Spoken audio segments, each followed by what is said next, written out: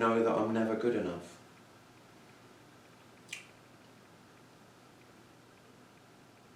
Always have that sense of not good enough. Because what does that do? It compels me to always try to be better. But that need can never be fulfilled. Because of course, there's nothing ever wrong with anyone. Because every human being is being exactly what they are. Of course they are.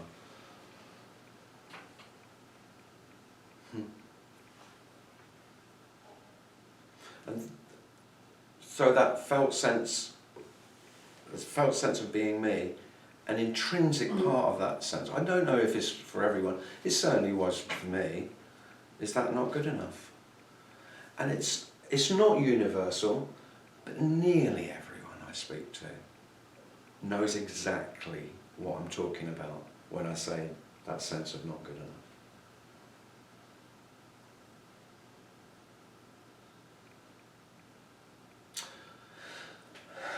Yeah, anyway, felt sense of being me sitting here. There isn't a felt sense of me sitting here. If you say, is there a felt sense of sitting here? I don't even know where to go with that, really. I could say yes. And if I say yes and it's not mine, I mean, what does that mean?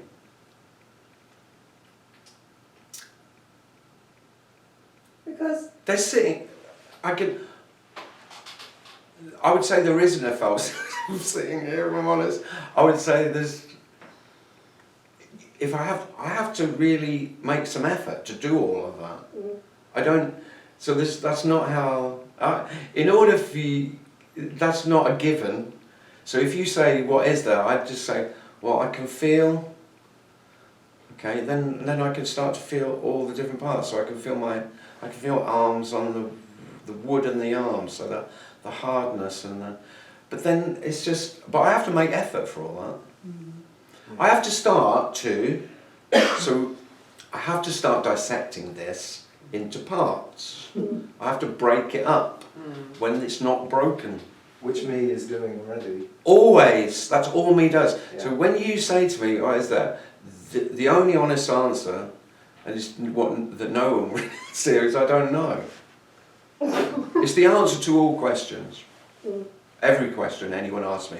The only honest answer would be, I don't know. I don't know fucking anything. And I don't even know that I don't know fucking anything.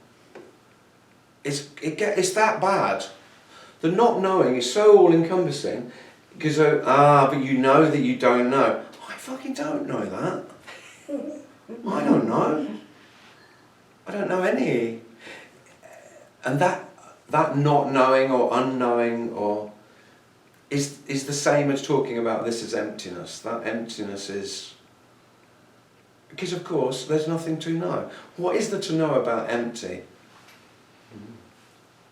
Whatever. And the fullness is the same. It's not. So the fullness, you won't know anything of the fullness either. So we could say this is empty and full, but you won't know what the fullness is, because that's what I know seekers, that's what they're looking for, that's what they're waiting for. I've fucking waited long enough for that. You will not know emptiness, but you also won't know fullness. How would you know fullness? What the hell does that even mean? But I know as a seeker, I was waiting till I knew it, and it didn't matter how many people told me. You know, Tony could have told me 1,000 times that, look, you won't know this, but it will be bloody obvious, he would say, along those lines. And that's it. It is. It's just ridiculously obvious, because this is all there is. So you're waiting to find something. That's what you've done. As me, you're always waiting for what is to come. There isn't anything to come. There isn't anything to find. You will not find anything. There's fuck all to find. This is the entirety, the whole. This is the absolute. It's totally relative and absolute. There's nothing else. There's not this and then something beyond it. There's not something behind the veil. There's nothing hidden. There's nothing that you might, if I did this, then I would. I don't know how many different ways to say that, but there isn't. It's just, is there though? Unless you tell me of a thought that you've got about something else, what the fuck? There isn't anything else. And then you go, what about that? Well, you just thought that. You can make that shit up if you want. But of course, only I could tell you about the fullness. I could name it all as well. I could describe the wall, the light over there, the radiator, the door. Now that's not the fullness. That's a good point. So when you dissect this, when you start to make this into parts, which is all we can do with language, by the way. So all the shit that I come out with today is equally not the fullness or the emptiness. Although it is that too, but you can't describe it, because all words do is break this into parts. That's what a word is. It's a conceptual part. It's discrete. So even the word, say absolute as a word. So it suggests it's talking about everything that is, could be, it's as big a word as you could get. But they're still dissecting it into the absolute, and because then you've got the relative, haven't you? On the other hand, absolute, relative. And all this is saying, all this message is they are not two. That's it. There aren't two parts to this, or a billion, or a trillion, or however many, all the words that we've got that conceptually break up this into parts. That's all we're talking about. So the relative is what we've done with language. Language has enabled us to conceptualize this in parts. It isn't in parts, it's whole. Wholly what? You will not know. It's completely unknowable. Forget about it. It already is whole. That's what you've wanted. That's what you've wanted. That's what you've been desiring, even if you had no idea that's what you're desiring. That is what you've desired. For wholeness, completeness, oneness, love. Doesn't matter which words you prefer. And I know when I speak to different people, they have much more preference, and they get hung up on a bloody word. If I could give you one tip, is don't get hung up on a word, because it's fuck all to do with what we're talking about. I'm swearing a lot today. It's not good. No.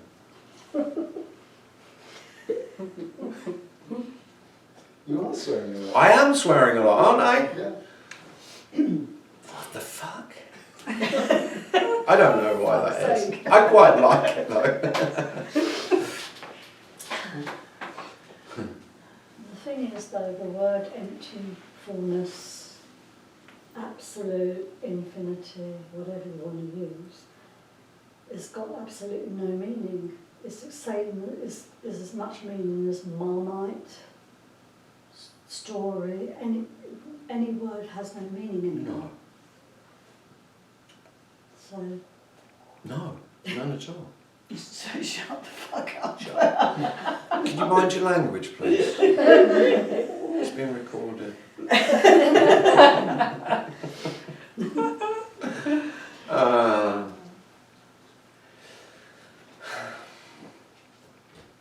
But it's much lighter, you know?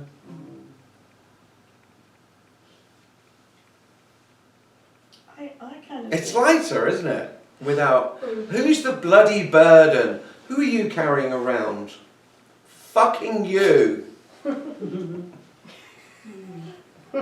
Stop swearing. So I feel like there are levels of... Ah! Don't do that to me. Don't get him on that. I'm going to swear, probably. Because I'm very aware in my experience of my reality Yeah. that I have a member of my family who is, in fact, she's so me that she is actually poor me. She's Oh, yeah. So I'm very aware that I'm on I have a different way of being to her. Yeah. And of late, we've been having really great conversations actually, where she brings me her poor me, and I'm very aware of my lightness of being. And by the end of the conversation, she's shifted out of it, and we laugh. And in fact, that's what you do a lot, and it's what Tony Parson does a lot of laughing. And I suppose that's because there's a lightness to all of this. So, enlightened. Yeah, nice. Yeah. Yeah, I see. I mean, I never talk about enlightenment, but I could. It's just a word, isn't it? Yeah, it's But nice. it's lightness. That's not what people understand by it generally, but if it meant that, I might say it a lot. Yeah. But of course, if I said it, that's not what people would hear generally. So I virtually never use that word. It's not a word because people think it's some mystical state. Yeah. And what I am talking about is in no way mystical. But and the reason I say that is because it has no sense of mystical about it. It's utterly natural. That's all I'm talking about. I'm not talking about anything different, and yet completely different. It's utterly paradoxical. That's why it's often termed a mystery. It's a mystery. Well, it's not a mystery in the at all, in the sense of it's completely known. It's the only thing. So it's utterly ordinary. So it's the most, but it's mystery in that it's not knowable what it is. That's how I understand the word mystery. But I know mystery is misheard because it sounds spiritual, mystical, otherworldly, ethereal. All of these, ooh, it's not ooh. It can't be because nothing's happened. Well, there isn't any woo, is there? Where's the woo here? There's not. It's bloody ordinary.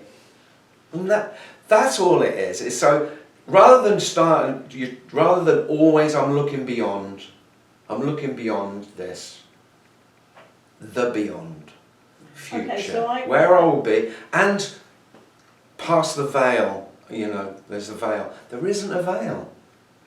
Nothing's veiled. Because veil is just more for me to look past the veil. Oh yeah, if I could only see past the veil. Oh, then, what wonders would I behold? Well, there'd be the same fucking wonders that are here. What? This is the wonder. And then, of course, ordinary is wonderful. That's the message. Wonders are absolutely everywhere. But because you're looking for wonders, what are you missing? The only wonders that there are. So you're missing your only bloody chance. It's not your chance, but there is only, this is the chance. There isn't another one. There isn't one to come. But that same ordinariness has, I think I've said this before, but it's not right, has a qualitative difference. It's not qualitative. It's this ordinariness, but it's not the same ordinariness that that felt sense is feeling. Now it is, actually. Now it is. And it's not. It's not what you want to hear, is it? I guess you want to hear that it is different. Well, no, it's the But same. it's not.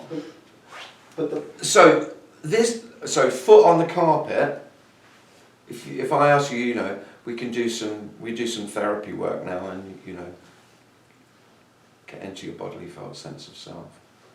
Feel your body, feel the energy, and feel grounded. But all I'm talking about is feel the ground and your foot. That, so if I do that now, that's exactly, as I remember it, that will be exactly the same as Tim remembering what it was like for Tim to feel his foot on the carpet. This isn't, certainly what I'm talking about, it's nothing to do with a change in perception or sensory experience, if you like. I think that's another hook for a seeker, because you're waiting for that, I think. And I think I was, nearly everyone I know as a seeker, surely without me is saying this, by the way, without me, wouldn't there be, because it's got to be a bit better than this. Fuck, this is ordinary, me says. It must be a bit better if me. No, of course not. But whatever is creating the sensation of sock, foot, carpet sensation is not separate. Because you can talk about the sensation, but of course that's breaking this down. But actually, I can't feel my foot on the carpet. There's carpet, sock, foot thingy going on if I try and isolate that. That's exactly the same if I try and remember what it was like before. But I've got to make an effort to remember what it was like before. There isn't a before. You're just making that rubbish up. Maybe the qualitative difference is something to do with freedom. Well, it certainly is with pain. Yeah, it wouldn't be with sock on floor really, but if I drop something on my toe, You go out. in agony, there is a lot of difference between the pain would be exactly the same, but there is a lot of difference between the pain's identical. I would guess. I don't know that for sure, if I'm honest. But the difference would be, it's not my foot, it's not my pain. I'm not telling a story of how I'm going to have time off work. Well, look what this is going to do. Oh, I might have to ask my friend to take me to hospital because I might have broken my toe. And the story, which is me telling the story, is that's most of the suffering. So that's why traditionally in Advaita, this was always talked about as the end of suffering. Traditionally in Zen Buddhism it is talked about the end of suffering as well. I think it's the biggest lie ever. It's not the end of suffering. It's the end of my suffering. And there's a lot of difference between the two. Of course it's not the end of suffering. Suffering is completely natural. If I'm in excruciating pain, you just say, of course there's suffering. I'm suffering pain. There's suffering of pain. I'm not suffering. That's the story of me. But there's suffering, of course. What there isn't is the self-created suffering, which is poor me. Somebody said poor me. Poor me is the story mostly I live in. Or special me. Or fluctuating between the two. Most people have a preference for their self-image. Often there's more poor me's than great me's.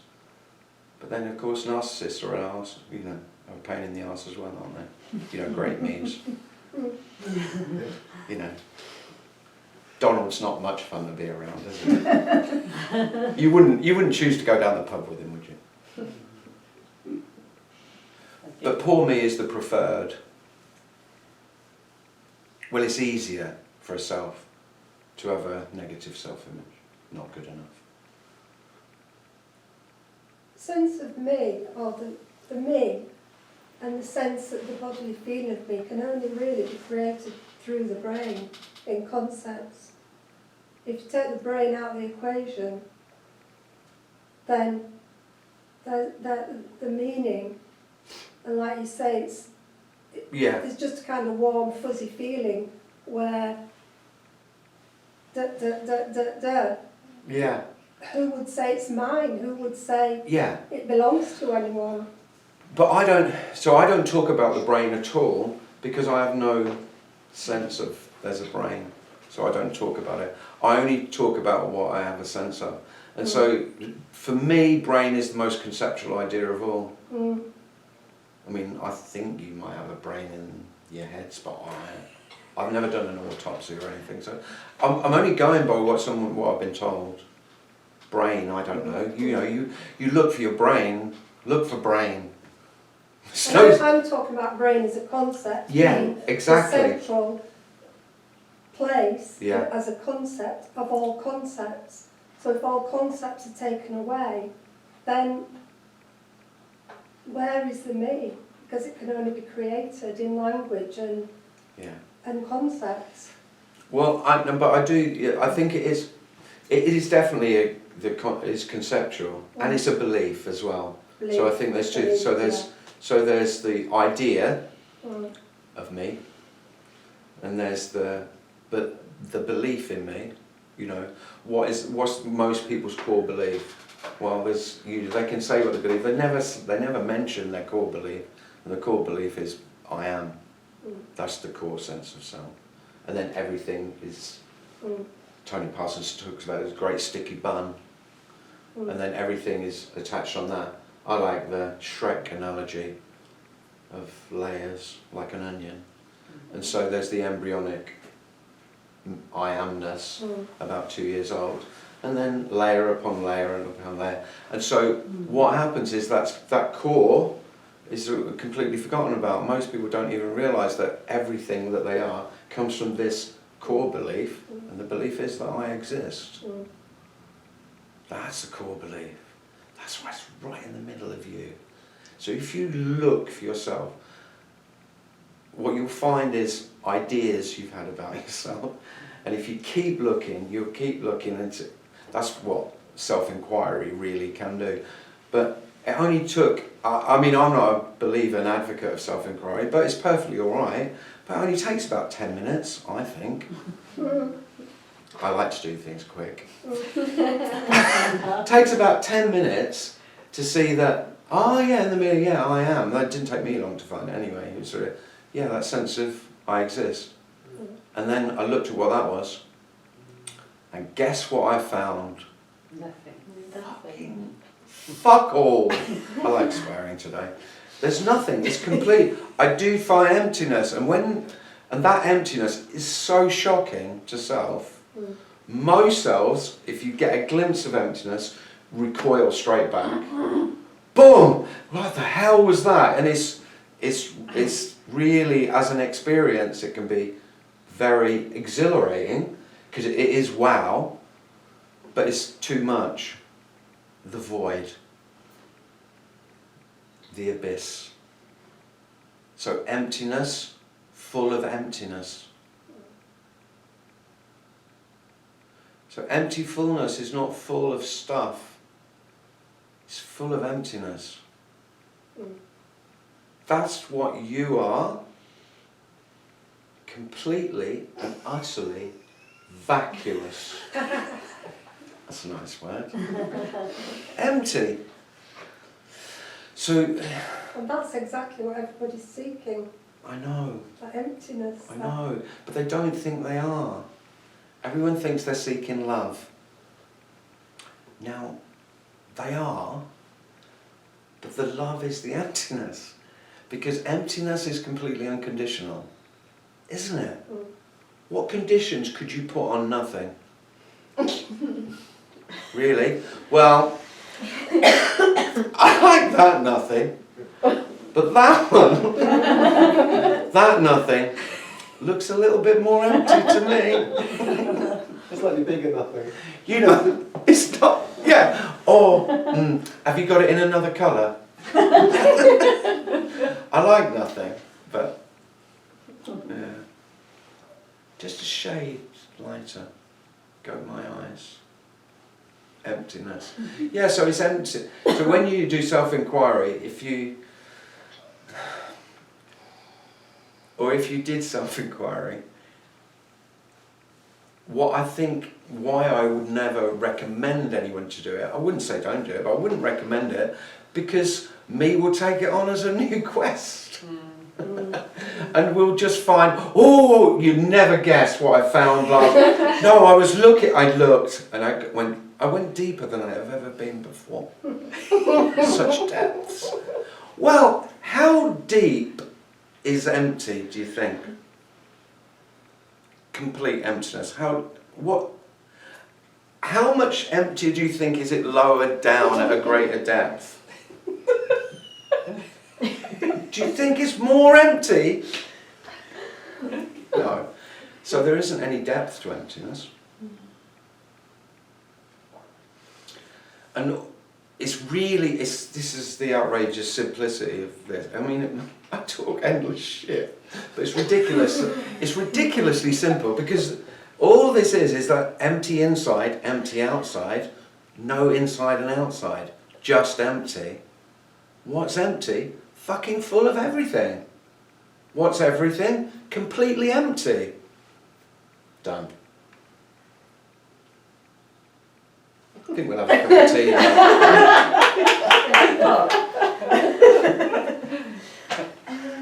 Yeah.